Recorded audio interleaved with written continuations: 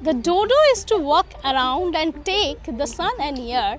The sun yet warms his native ground. The dodo is not there.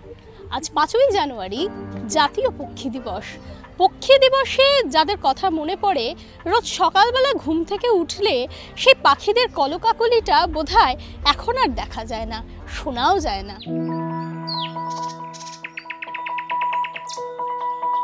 বন্য এবং বন্দি পাখি উভয় ক্ষেত্রেই পাখিদের কল্যাণ প্রচারের জন্য এভিয়ান ওয়েলফেয়ার কোয়ালিশনের উদ্যোগে পালিত জাতীয় পাখি দিবস। একবিংশ শতাব্দীর প্রথম দিকে বন্য পাখির সংরক্ষণ আন্দোলনের সাথে মিল রেখে দিনটিকে বেছে নেওয়া হয়েছিল। পাখিরা বন সম্প্রদায়ের সর্বব্যাপী এবং অত্যন্ত গুরুত্বপূর্ণ সদস্য।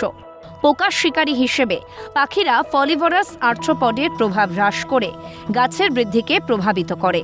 যেমন কফির বাগানগুলি কীটপতঙ্গের পাখিদের থেকে উপকৃত হয় এবং পাখির কীটপতঙ্গ নিয়ন্ত্রণের ফলে উৎপাদনশীলতা বৃদ্ধি পায়। পাখিরা গ্রীষ্মমণ্ডলীয় বনে সবচেয়ে গুরুত্বপূর্ণ বীজ বিচ্ছুরণকারী। বড় মেরুদণ্ডী শিকারী যেমন বাজ পাখি ছড়িয়ে ছিটিয়ে থাকা স্তন্যপায়ী প্রাণীদের শিকার করে।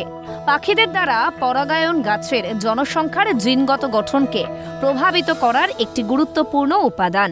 কেন একবিংশ শতকে অস্তিত্ব হারাচ্ছে পাখি? সেক্ষেত্রে পাখিদের বর্তমানে অস্তিত্ব রক্ষার ক্ষেত্রে মূল সমস্যাগুলি কি কি? ব্যাখ্যা দিলেন পরিবেশবিদ সৌমেন্দ্র মোহন ঘোষ।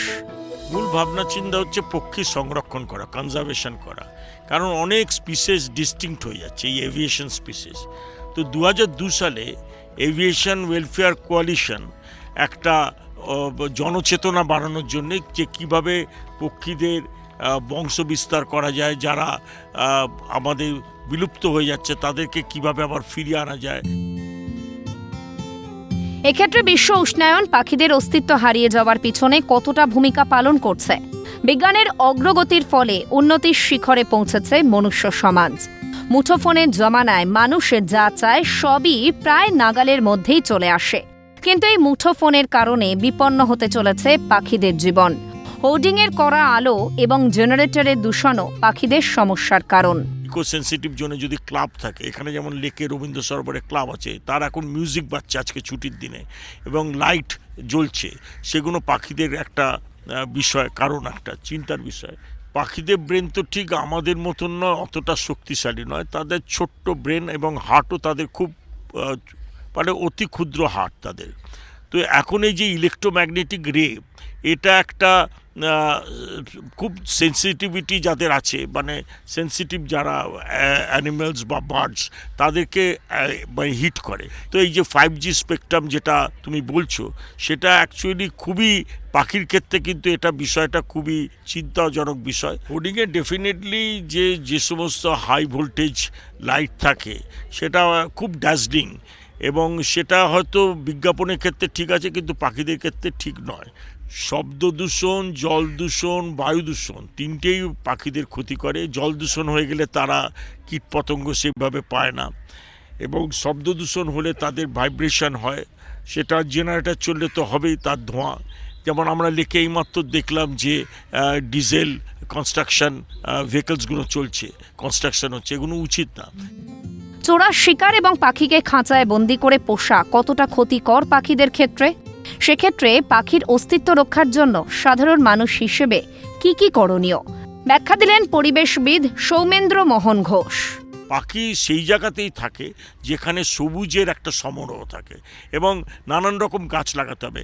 আজকে আমরা বারবার বলছি কলকাতা শহরে কিভাবে পাখিদের প্রজনন বাড়ানো যায়, কিভাবে পাখিকে অ্যাট্রাক্ট করা যায়, সেটা হচ্ছে ফলের গাছ লাগাতে হবে। চোরা শিকারি তো আছেই, কারণ ইললিগাল ট্রেড একটা আছে, বার্ড ট্রেড, সেগুলোকে বন্ধ করতে হবে। আর তাদের লাইসেন্সও নেই যারা পাখি বিক্রি করে। আমরা দেখেছি অনেক পাখির বাজার আছে, সেখানে দুষ্প্রাপ্য পাখিদের বিক্রি হচ্ছে, ম্যাকাও পাখি সেখানে বিক্রি হচ্ছে। কী করে বিক্রি হয় এটা ফরেস্ট ডিপার্টমেন্টকে খবর দেওয়া দরকার। যেগুলো পোষমানা পাখি তাদের রাখতে গেলে সেইভাবে রাখতে হবে, আবার যেগুলো বনে জঙ্গলে থাকে তাদের রাখতে গেলে সেইভাবে সেই পরিবেশে রাখতে হবে। অর্থাৎ আমি বার্ড কনজারভেশন যদি করতে চাই, তার জন্য উপযুক্ত পরিবেশ আমাকে সৃষ্টি করতে হবে। বিশ্বের পাখিদের সংখ্যাও তাদের পরিস্থিতি নিয়ে প্রকাশিত state of the world's birds report অনুযায়ী সমগ্র বিশ্বে 232টি পাখি সমালোচনামূলকভাবে বিপন্ন, 405টি পাখি বিপন্ন, 717টি পাখি দুর্বল প্রজাতির, 940টি পাখি প্রায় বিপদগ্রস্ত প্রজাতির। তাই এহেন পরিস্থিতিতে পাখি বাঁচলে বাঁচবে মানুষও। নইলে বিখ্যাত কবি হিলেইর বেলকের ডোডো কবিতা অনুযায়ী, "The voice which used to squawk and squeak is now forever dumb. Yet you may see the bones and beak all in the museum." সুতরাং এক্ষেত্রে পাখিদের কলকাকলি শুনতে হলে এই ছোট্ট ছোট্ট বিষয়গুলো যদি মাথায় রাখা যায়, তাহলে আগামী দিনে হারিয়ে যাবে না ডোডোর মতো অন্যান্য পাখিরাও। ক্যামেরায় সায়ন চক্রবর্তীর সঙ্গে অদ্রিজা ঘোষ, ক্যালকাটা নিউজ, কলকাতা।